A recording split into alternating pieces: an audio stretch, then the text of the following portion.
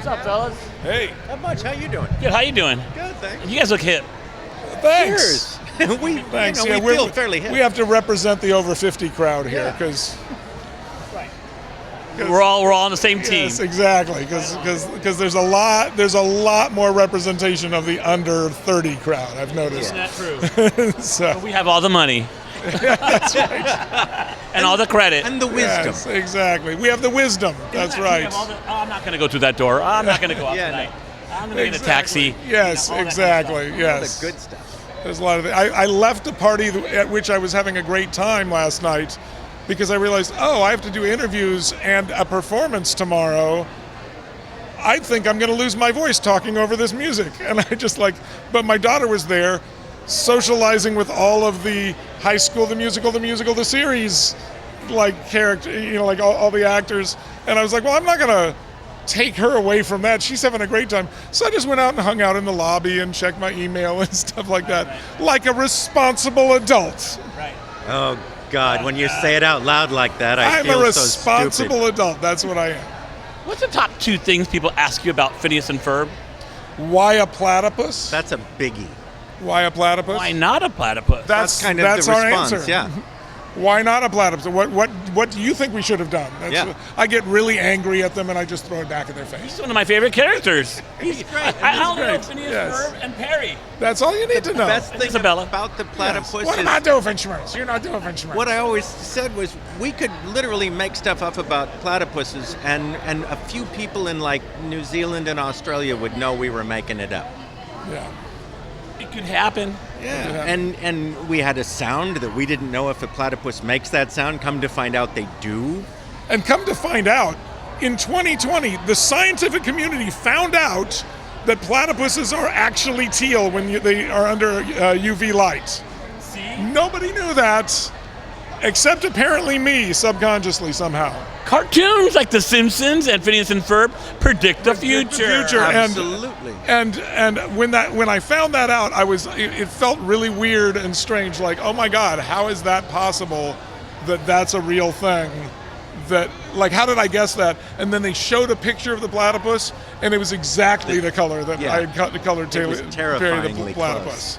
That's It was kind of what weird. Hollywood is. It's that serendipity of you subconsciously know that's maybe the color it turns into. Maybe so. Maybe I had some innate knowledge of it that. Hamsters change color underwater? I don't know because we haven't put one underwater yet in Don't do that. the Don't show. do that, kids. So, Well, let's talk about that. That's why I was trying to lead into Hamster and Gretel. Yeah, so what's up with that? What's up with that title? So Hamster and Gretel are about a little girl and her hamster who receive superpowers when an alien ship tells her and her brother, the two of you have been chosen to receive superpowers, and shoots them with this ray, and the powers go on to her and her hamster instead of her brother, who, as you can imagine, it causes a little bit of friction. Yeah. but that's what the show's about, is how the older brother is going to sort of fit into this superhero team now when he has no powers. He sort of ends up being the guy in the chair with the headset on telling them where to go and stuff like that. When you guys are writing, is it hard to forget what you wrote before and not use some of that for these episodes? We had that a lot on Phineas. We would start into something, and we did 222 there's a lot episodes of and 7-hour-long specials and 2 movies. So there was a lot of content, and somebody would pitch something, and I go,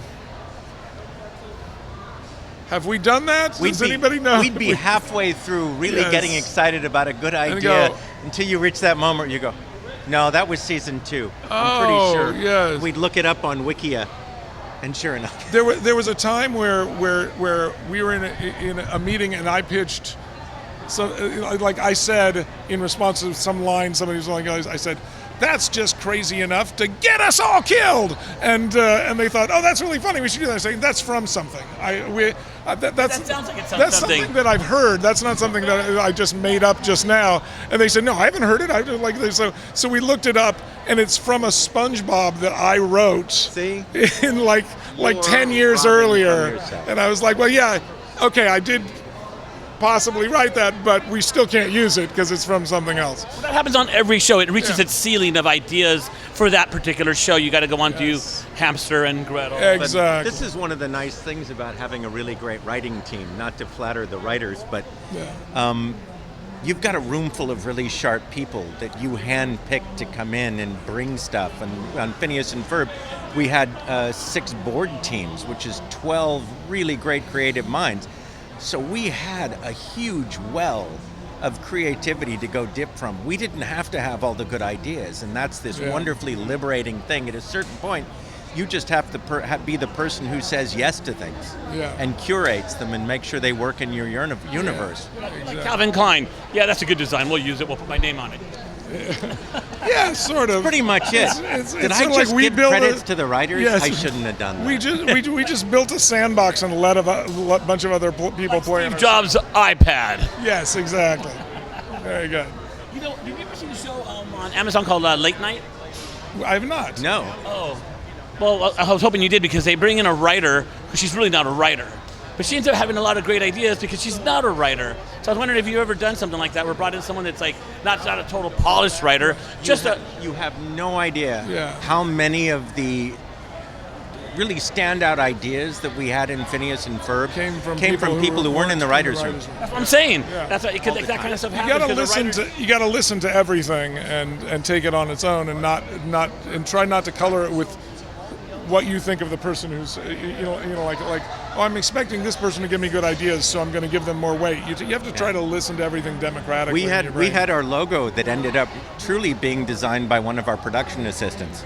Yes, After even though there's a whole department of logos. And there was ages of different things that were tried, and he came in kind of sheepishly one morning holding a piece of paper and said, we "Look, were like, this is none of my business," and probably, and he held it up, and we were like, "That's perfect." Yeah, I was trying to think, because I have some ideas. That's what I was trying to say. I was like, is that so hard? Yeah, he's like, Swampy? "Oh my God." Yeah, exactly. Well, great talking to you guys. Everything you do is a gem. Thank you. So just keep doing it. And what's the number?